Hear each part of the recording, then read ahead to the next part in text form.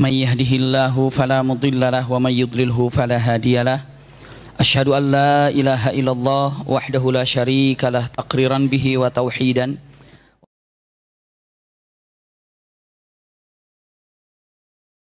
اللهم لا سهل إلا ما جعلته سهلا وأنت تجعل الحزن إذا شئت سهلا اللهم إنا نسألك حبك وحب من أحبك وحب عمل يقربنا إلى حبك برحمتك يا أرحم الراحمين آمين يا رب العالمين.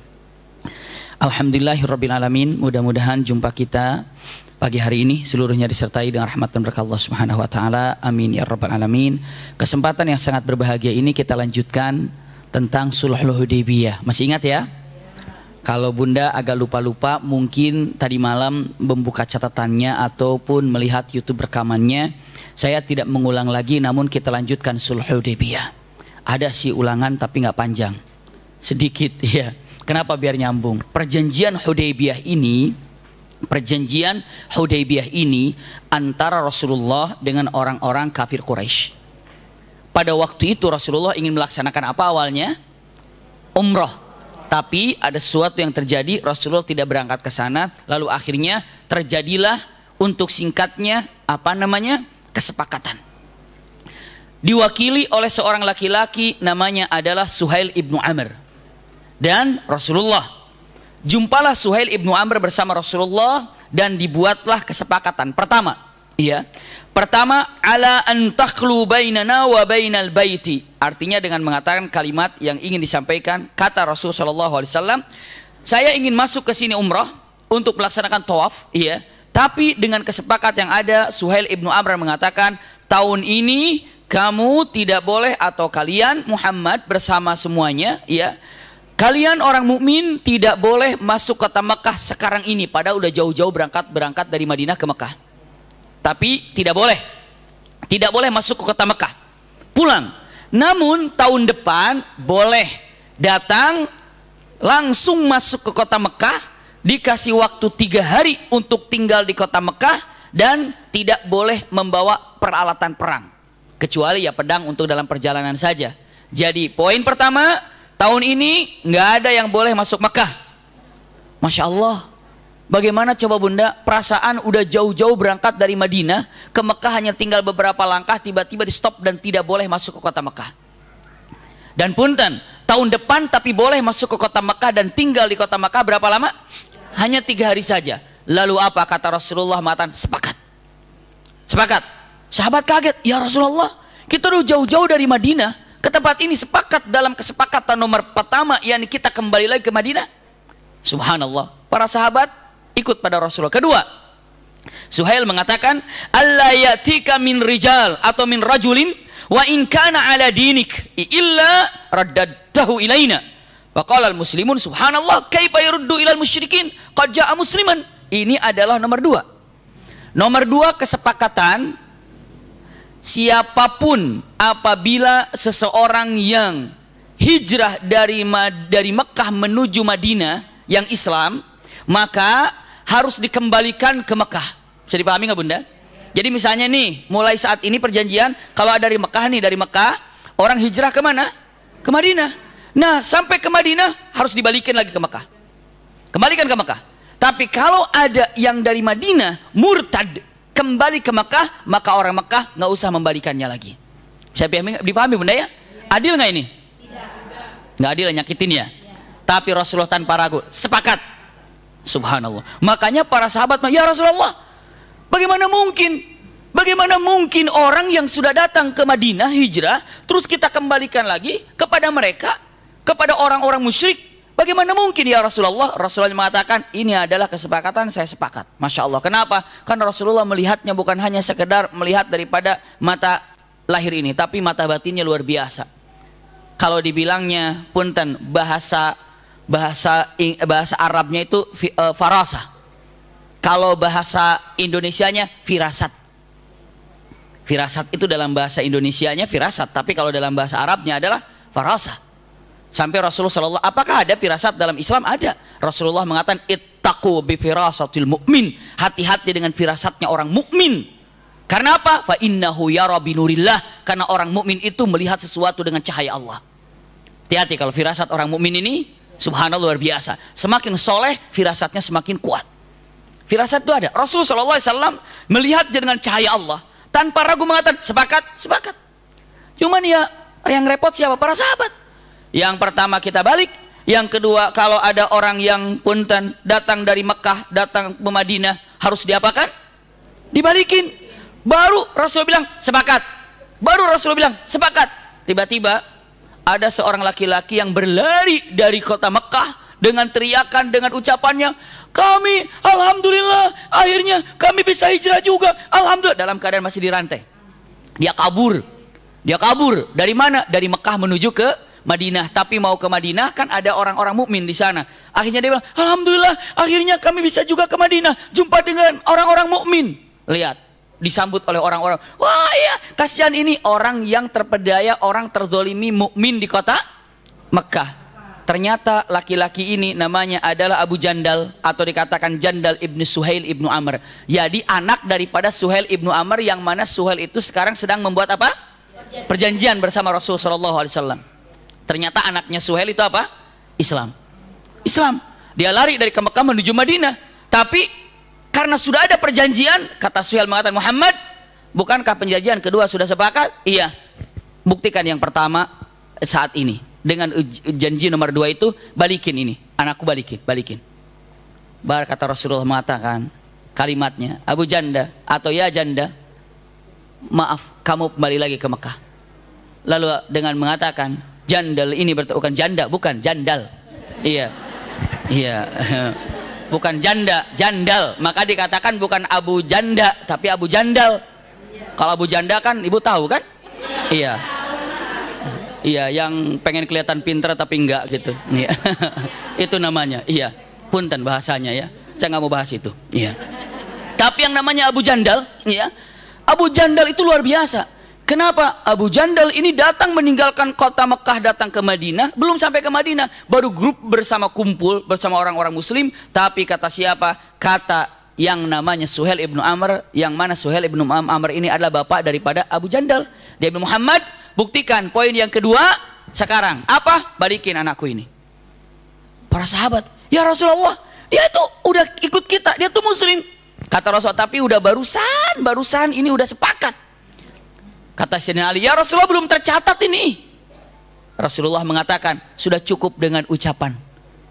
Kesepakatan sudah cukup dengan ucapan. Catatan itu hanya untuk mengingatkan kalau kita lupa dan membuktikan apabila salah satu di antaranya lupa. Iya, salah satunya. Jadi catat. Sudah cukup dengan ucapan juga? Ya sudah, akhirnya menangis Abu Jandal ini. Kenapa? Dibalikin. Itu nomor pertama, nyakitin. Nomor 2, nyakitin. 3, kesepakatan nomor 3. Apa nomor 3?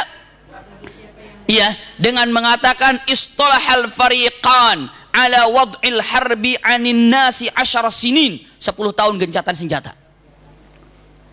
Muhammad, antara Quraisy dengan yang namanya Madinah nggak ada perang selama 10 tahun. Sepakat nggak orang mukmin? Dalam hati orang mukmin enak aja. Giliran mereka lagi lemah-lemahnya sekarang ada kesepakatan.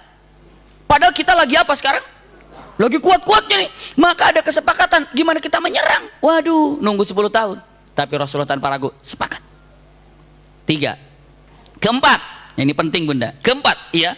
Yang keempat ini mengatakan, ini saya singkat. Wa annahu man ahabba ayyadkhula fi aqdi Muhammadin wa ahduhu dakhala fih.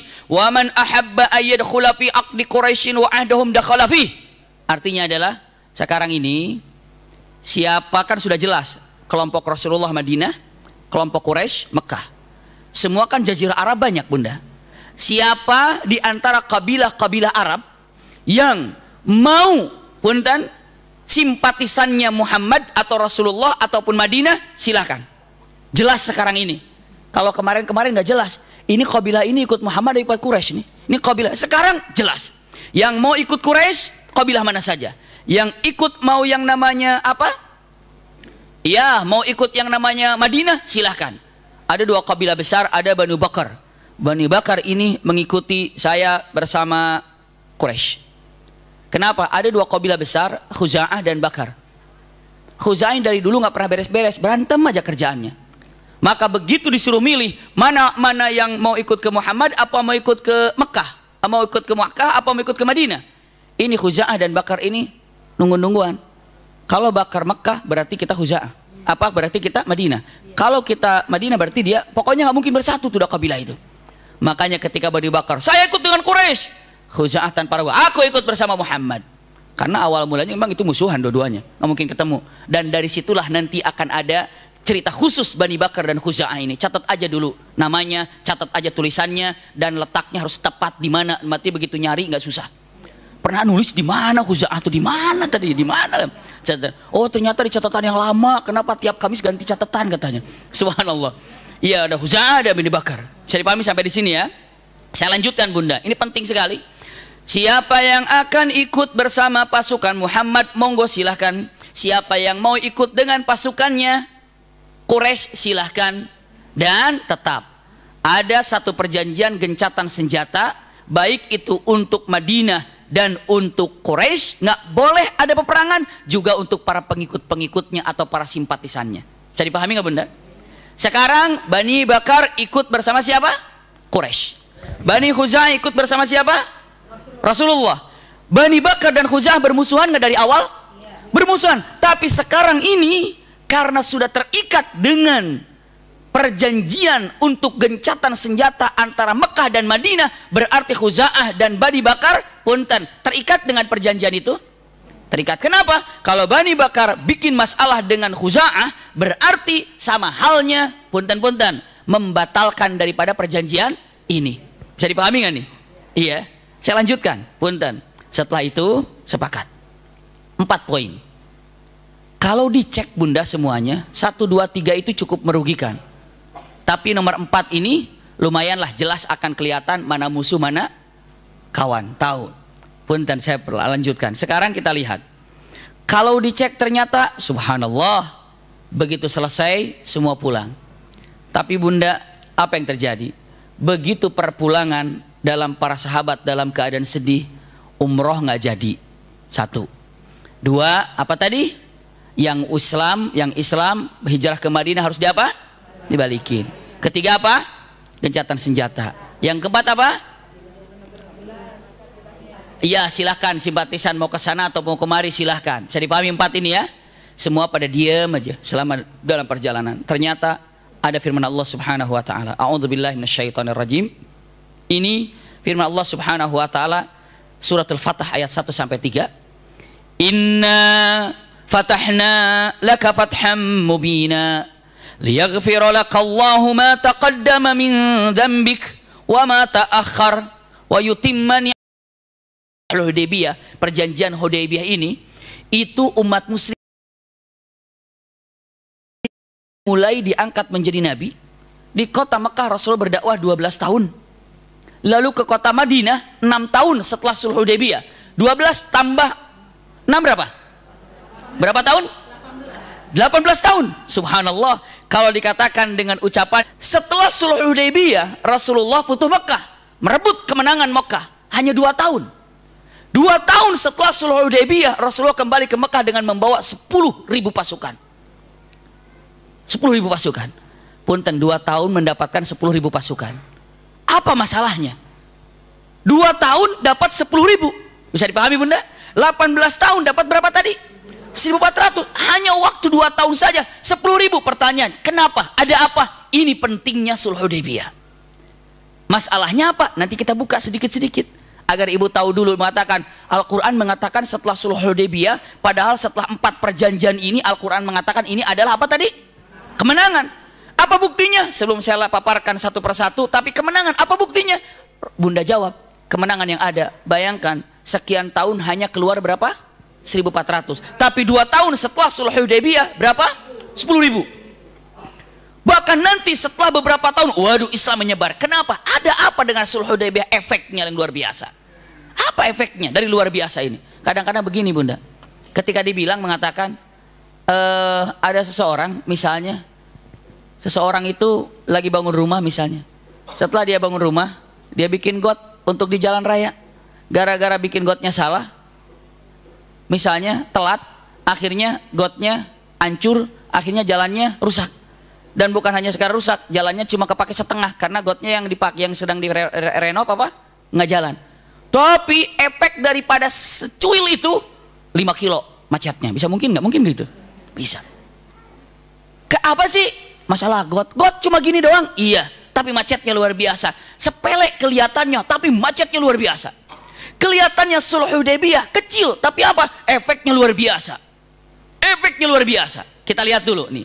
Oke Bunda, yang pertama, yang kedua, yang ketiga. Nanti yang keempatnya karena sudah tahu ya. Untuk sekarang Sulh Hudaybiyah ini perjanjiannya luar biasa. Kita bahas dulu. Yang paling menyakitkan yang mana?